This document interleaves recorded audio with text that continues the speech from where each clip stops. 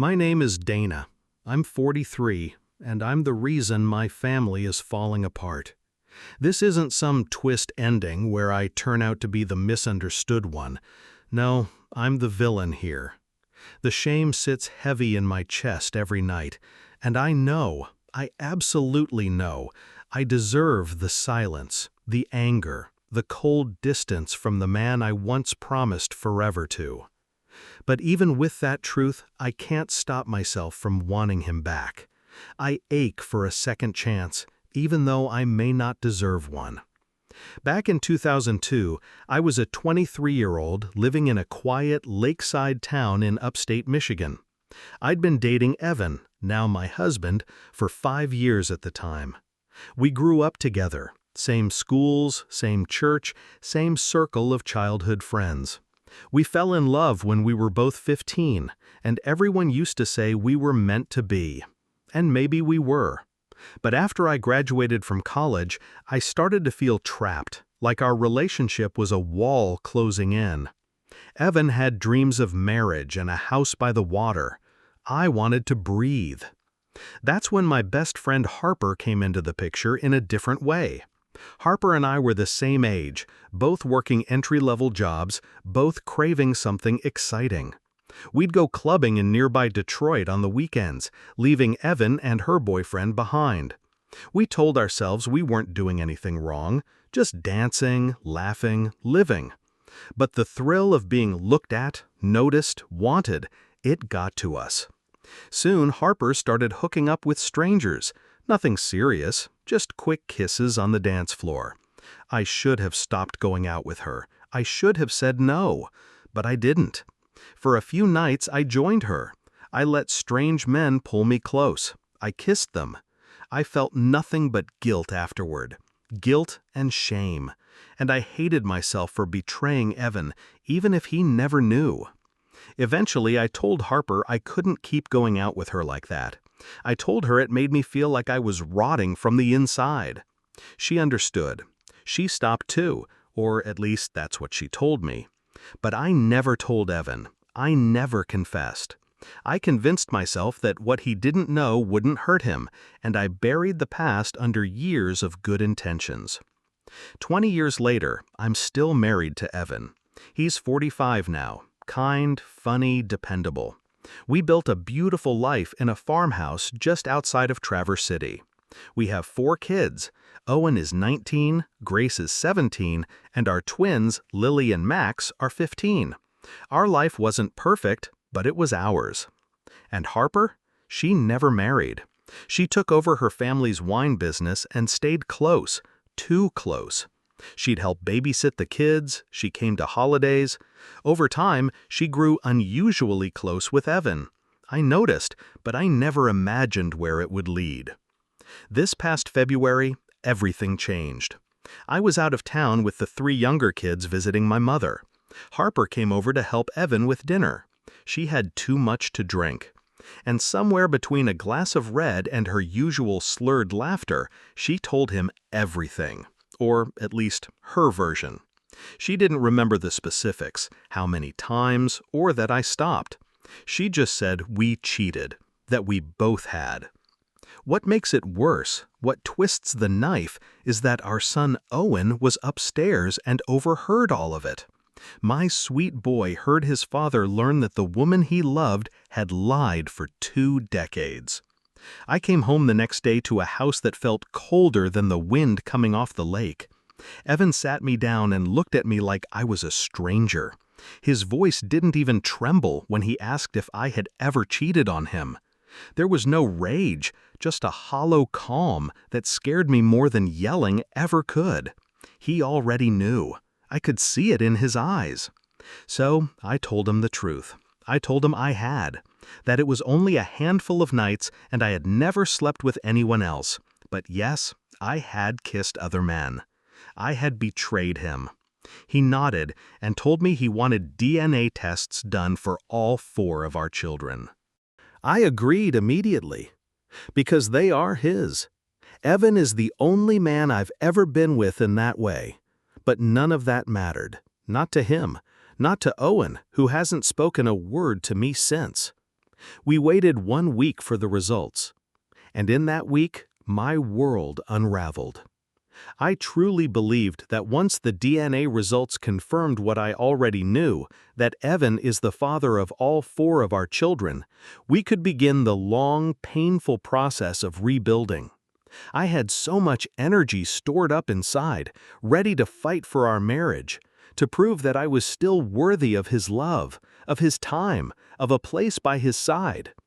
But the day those results came back, he didn't reach for me. He didn't cry.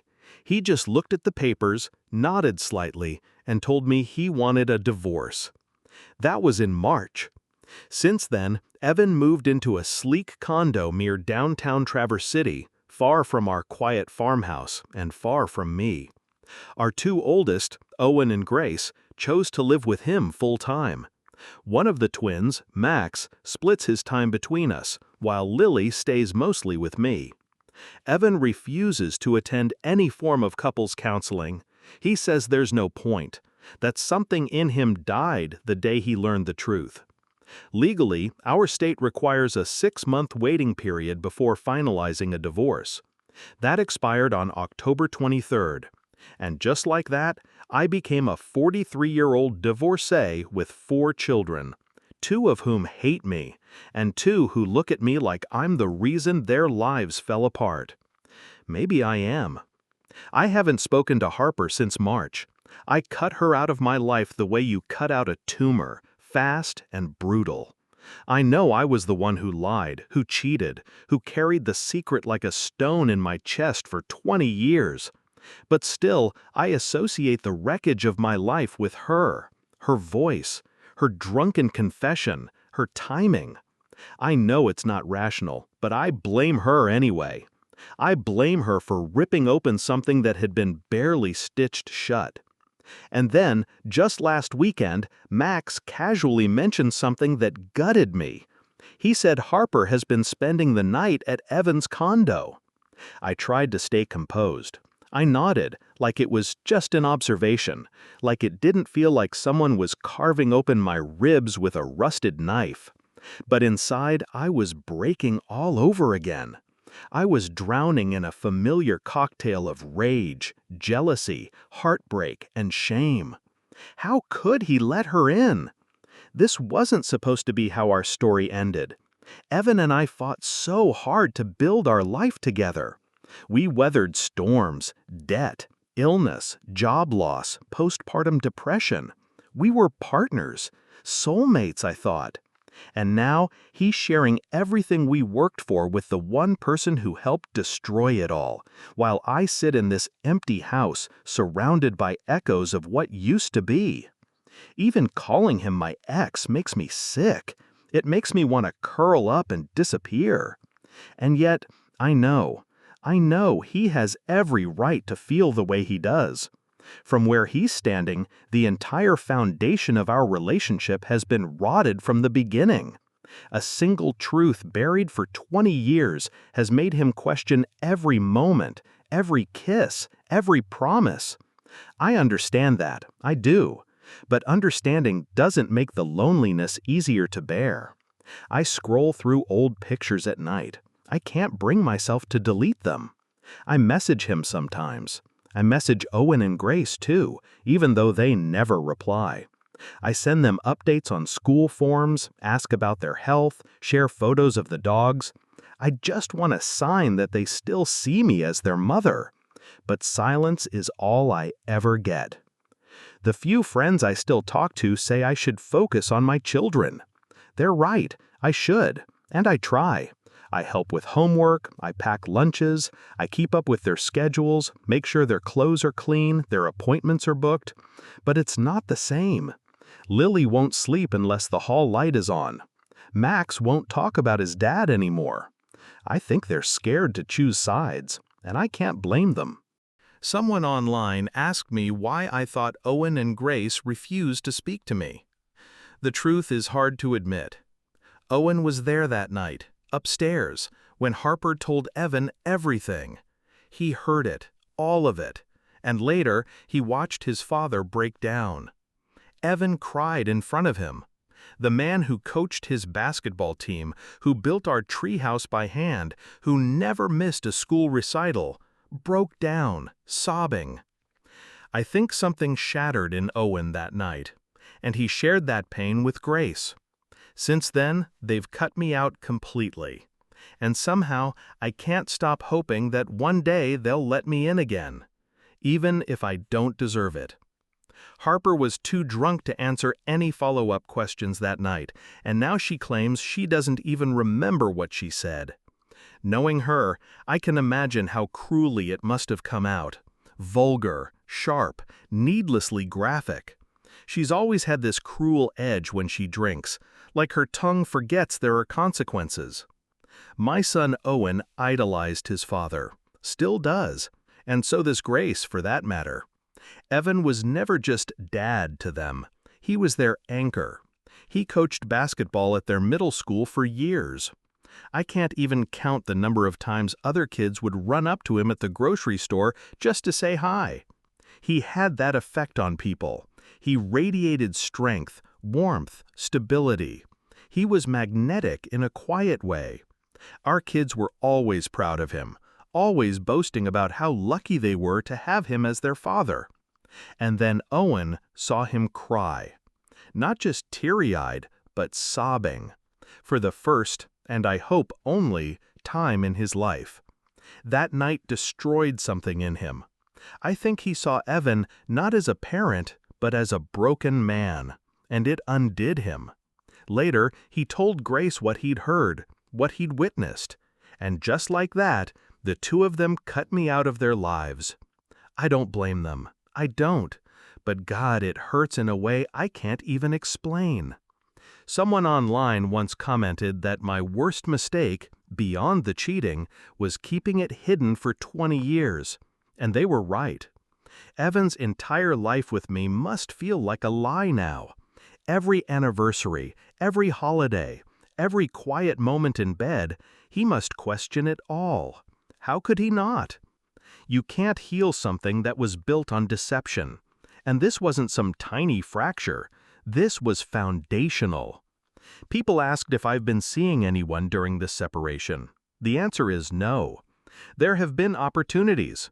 Friends have tried to set me up. A man at the grocery store even gave me his number once. But the thought of being with someone else repulses me. I know how that sounds, but it's the truth. The idea of another man's hand in mine, of waking up next to someone who isn't Evan, it makes my stomach turn. My entire being rejects it. Even now, after everything, I still love him with a kind of desperation that's hard to describe. I've poured everything into trying to stay upright for the sake of the twins. After we separated, the kids and I moved back into my mother's house. She's in her 70s now, and she needed the help anyway. But every corner of that old place feels haunted by what I've lost. I couldn't stay in the farmhouse. It was too much, too empty. Every time I passed the doorway to our bedroom, I felt like I was walking through a mausoleum. Since the separation, I've lost almost 30 pounds. I'm not eating much. Food doesn't taste like anything anymore. A few times a week, I still send messages to Evan and to Owen and Grace. Sometimes it's updates about school or little anecdotes about the dog. They never respond. Then, last month, I did something I swore I wouldn't. I unblocked Harper. We agreed to meet for coffee at my mom's house while she was away for the afternoon. It wasn't warm or nostalgic like I thought it might be. There was a tightness in my chest the entire time, like my ribs were squeezing in on my lungs. I realized I still hate her. I don't think I'll ever feel safe around her again. We talked for hours, mostly about the past. She told me the whole incident with Evan had no purpose, just a drunken slip. She remembers Owen being cold with her the next morning, but nothing more. It was Evan who later filled in the blanks for her. After she exposed me, Evan cut her off within days. She texted him later, trying to brush it off as confusion. But by then, he had already confronted me. He knew the truth. He couldn't look at her without thinking about what I had done. She promised to stay away from him and the kids. But 3 months later, she reached out to him again, said she was in recovery, that she was working on herself. She wanted to apologize for the pain she caused. Apparently, they've been in touch ever since. When I asked why she was staying at his condo, she said the winter was rough and she couldn't be alone. Old habits, old demons. She sleeps in the guest room, she swears, and they don't drink anymore. But I don't know what to believe. And I'm not sure it matters anymore. Harper apologized for the confusion she'd caused my twin daughters. She insisted they'd misunderstood the situation, that her being at Evan's place had nothing to do with romance. And for a moment, a brief, naive, aching moment, I allowed myself to believe her. To believe that this wasn't some drawn-out scheme to replace me, that I still had time, that I still had a chance. But I had to know the truth. I asked her the question that had been gnawing at my soul like rot in the walls. I asked her, directly and without breathing, if she'd ever slept with Evan. She hesitated for only a second, then nodded. Yes, yes, they had. She said it happened after the divorce was finalized. Just a few times. A way to let off steam, she called it. Not a relationship, not some long-held passion. Just two broken people crashing into each other because it was easier than being alone. She told me not to worry, said there was too much baggage between them, too much resentment. She swore she wasn't his type and that they'd never become anything more. But none of that mattered. Not to me. I started crying the moment the words left her mouth. She cried too. She apologized again and again, but her words were distant, hollow echoes against the weight of my devastation. I must have told her I hated her 100 times that afternoon, maybe more. I meant every single one. I hate her for destroying my life, first through reckless honesty, and now through thoughtless comfort. I hate her because she knows. She knows how deeply I love Evan. She knows how lost I am without him. She knows that I'm not whole on my own, not anymore. And still, she moved forward like I was just another obstacle in her path. She always knocks things over, Harper. It's who she is. And it doesn't matter if I bleed from the wreckage. She never looks back. I told her to leave. She did. I haven't blocked her again, though I should. She keeps sending messages, reaching out like we could somehow fix what's shattered. But I don't want her in my life. Not now, not ever. Not when I know she's touched the man I still dream of. I know there are women who can set their pride aside and accept that sort of thing. Women who can forgive and forget. I'm not one of them. So here I am, alone again, clinging to scraps of false hope. At least Evan and Harper aren't in love. At least they're not planning a wedding or building a life together. I try to convince myself it was just physical, just two damaged bodies seeking temporary warmth, that it wasn't real. But then I remember what she said, how Evan wasn't even her type. That sentence keeps looping in my mind. It hurts in a different way. If she wasn't his type, then who is? Is he seeing someone else now? Is there another woman in his life? Does she make him laugh the way I used to? Does she get to feel the weight of his hand in hers? I wish I'd asked Harper more, written down my questions instead of walking into that conversation empty-handed and emotionally raw. I wasn't prepared, and now I'm stuck with more questions than answers. Since that meeting, I've cried more than I thought possible. The kind of crying that empties you. Not just tears, but sobs that shake your ribs and leave you gasping. My body aches afterward. I feel bruised inside and out. I don't know what to do with these feelings. I don't know how to quiet the obsession in my head, the endless wondering about Evan's heart and where it belongs now. All that talk with Harper did was break me down further. I was foolish to think it would bring peace. I keep telling myself I need to win him back before he falls in love again, before someone else claims the space I still see as mine. I read advice online, hoping for clarity. One comment said, "Use this pain as fuel. Better yourself. Start therapy. Find purpose beyond chasing a man who no longer sees you." Another struck even deeper. They said I'd never learned how to be a person without Evan, that I'd been with him since I was a teenager, married at 22, 4 kids by 30, and now, in my 40s, I'm still orbiting around his absence, not even knowing who I am without him. They weren't wrong. I need help. Not couples counseling, not family therapy, real, personal help. I need to learn how to exist in my own skin again. And even though the guilt still strangles me, over my children, over my choices, I know I won't survive this if I don't start climbing out of the pit I've dug.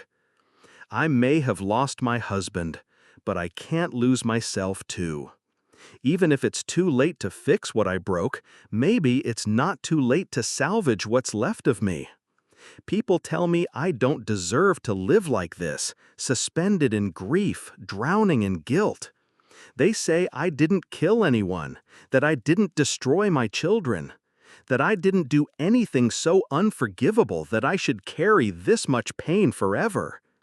They remind me that Evan has every right to move on, to never look back, but that I also have the right to stand on my own, to be something more than a discarded wife, that I deserve at the very least to function again, to breathe, maybe even someday to smile without flinching. But it doesn't feel that way. One woman, someone who commented on my story, said something that still echoes in my head. She wrote, "Harper is almost cartoonishly evil," and I can't say I disagree.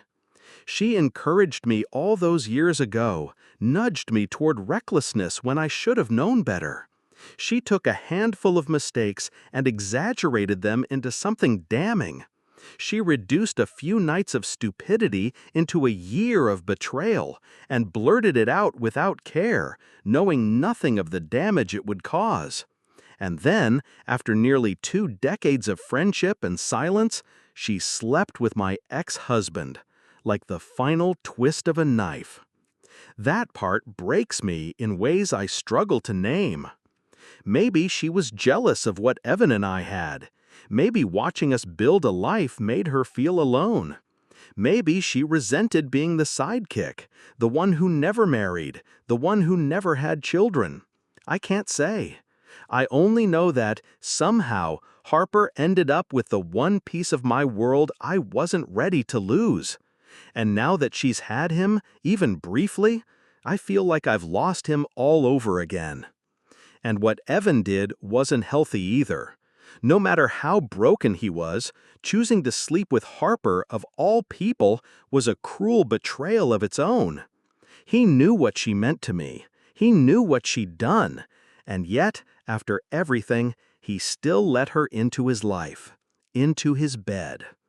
Sometimes I think about that moment too much. I picture it, even though I wish I wouldn't, and the weight of it crushes me. I read those comments from strangers late at night. Most of them offer advice I'm not ready to hear, encouragements to move on, to heal, to let go of a man who clearly doesn't want to come back. But there was one that stuck with me in a different way. They said, "Just because you don't get to have your ex back doesn't mean you don't get to live." I stared at those words for a long time. I didn't cry when I read them. I didn't scream or get angry. I just sat there, numb, trying to imagine a version of life where I'm not defined by who I used to love. A version where I'm not chasing the past like a ghost. And I realized I don't know how to be that woman. I met Evan when I was 15. We married at 22. We had 4 children by the time I was 30. Every milestone of my life was tied to him. Every joy, every plan, every grief. I don't remember who I was before him, and now that he's gone, I don't know who I'm supposed to become. One comment said I need therapy. Not the couples kind, not family sessions, just me, alone, facing myself. And they're right. I've built my entire identity around being a wife and a mother. I poured myself into those roles until there was nothing left. And now, stripped of both, one by law, the other by resentment, I am lost in the aftermath. I have to believe there's a way back to something resembling peace. I have to try. Because as much as I want Evan to return to me, as much as I want to undo the past, I know I can't. This is my life now. And if I don't start choosing myself, even in the smallest of ways, I'm going to disappear completely. Even if I don't believe I deserve happiness, I think I deserve to survive. And maybe, just maybe, someday, that will be enough. Evan won't talk about what happened. Not the treatment, not the aftermath, not what we survived together. And when I try to gently open those doors, he brushes it off with a joke about his own funeral. He says it like it's nothing, like he's making peace with the end. But every time he laughs about dying, I want to scream. I want to grab him by the shoulders and make him see how much I still care. But he won't let me. He stays guarded, cold, distant, and I'm running out of ways to reach him. I've asked for advice, hoping that someone, anyone, might offer a light I haven't seen. But most responses are painfully simple. Leave. It's time to walk away. You've done enough. I read their words and try to imagine letting go. And some days, I can almost convince myself that I will. But other days, I'm still waiting for the man I knew to come back. The man who held my hand when my father passed. The man who kissed our babies goodnight every single evening. The man who used to call me beautiful without needing a reason. He's not that man anymore. And I don't know if he ever will be again. The part that cuts deepest is that I stuck through it all. Every hospital visit, every terrifying night spent watching monitors blink and beeping machines whir. I sat with him when he was weak and barely conscious, when his body was covered in tubes and bruises, when the chemo made him vomit until there was nothing left. I watched him lose weight, hair, strength, but I never stopped loving him. I gave him everything I had, my time, my care, my heart, and never once asked for anything in return, except to be let in. But when I needed something, when I asked for him to listen to the pain I was carrying, the exhaustion, the loneliness, the hurt, he dismissed it. He said the past year was all about me. And in that moment, something in me cracked. Because the truth is, our entire marriage has been about him. I gave up vacations, weekends, sleep. I gave up pieces of myself I may never get back. And when I finally said out loud that I couldn't keep doing it like this, that I felt abandoned too, he told me he was done, that he couldn't do this anymore. And then he wanted to take it back. After he broke my heart with a single sentence, he came back asking for time. Time to heal. Time to work with his counselor. But what about me? What about the years I spent carrying this alone while he shut me out? He still says he doesn't see what the problem is, that he's always taken care of us financially, that I should trust him. But even in the small things, there's no space for me. He won't even buy a lamp for my vanity, or let me spend money on new clothes. He claims we're tight on money, but that never stops him from buying himself something. He makes the budgets, manages the accounts. I work full-time too. I always have. And back when he was sick, we came up with a system. I'd send him money to cover the bills, and if anything was left, he'd send it back. That system never ended. After we moved last spring, our rent went up, and he said we had to cut back. He told me to just keep $100 a month and send him the rest. At first, I did it because I thought we were working towards something together. I thought it was temporary. But months have passed, and it's still the same. I always try to hold back a little, maybe $20 here, $30 there, for things like shampoo or a snack for the kids. But I always end up with almost nothing in my account. I've told him over and over that I'm not okay with this, that we need a joint account, that I want transparency, but he brushes it off with more excuses. He says he gets why I want a shared account, but what's the difference, he asks. You trust me, right? That's the thing. I used to. I used to trust him with everything. But now I feel like I'm asking for permission to exist inside my own marriage. He likes to remind me that my parents were bad with money, that I never learned how to manage it. But what he forgets is that I had more savings than him when we met. I bought my own car before he ever had one. I paid for our wedding. I covered rent when he lost his job. I helped build the life he now acts like he created alone. And all I want now is a voice in the life we're supposed to share.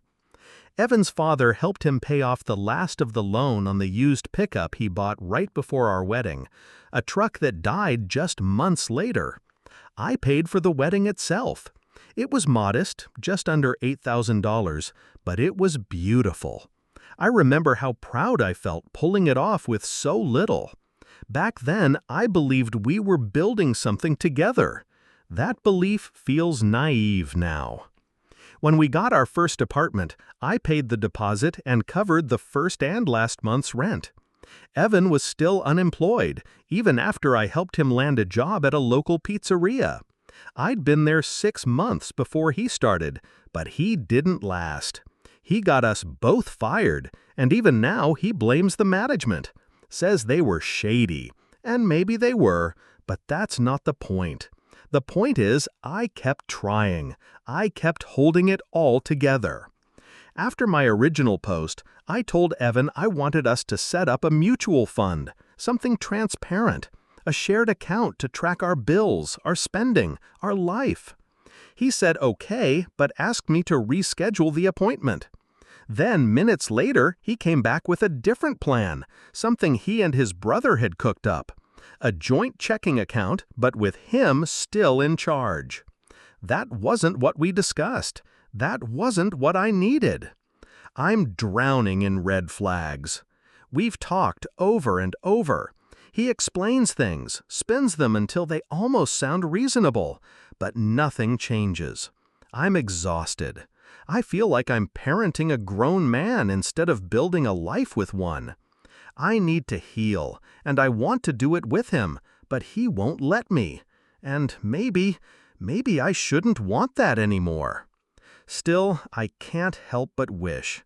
I wish so badly for us to work. But if this is truly over, how do I find the strength to accept it? I canceled our 2022 trip to Mexico, and in doing so, I think I finally admitted it's time to walk away. Dana's story is not uncommon, and that's what makes it so heartbreaking. When love turns into obligation and caretaking becomes survival, it's easy to lose yourself in the process. Financial control is often an overlooked form of abuse, especially when disguised as management or responsibility. When one partner dictates the flow of money, limits access, or insists on secrecy around accounts, it's not just a financial concern, it's emotional manipulation. If you find yourself constantly excusing red flags, asking for the bare minimum, or negotiating your worth for scraps of attention, it may be time to pause and reassess. Relationships should feel like shared effort, not solitary endurance. You're allowed to say enough, even if there's no betrayal, no violence, just slow, eroding sadness. You're allowed to leave, even if you still love them. That love doesn't erase the damage. Get support. Speak to a therapist. Reach out to trusted friends. Make a budget you control. Know what safety looks like, financially, emotionally, spiritually, and don't settle for less. You're not selfish for choosing peace. You're not weak for grieving a future that won't happen. You're human. And healing is never a betrayal. It's the first act of reclaiming your life.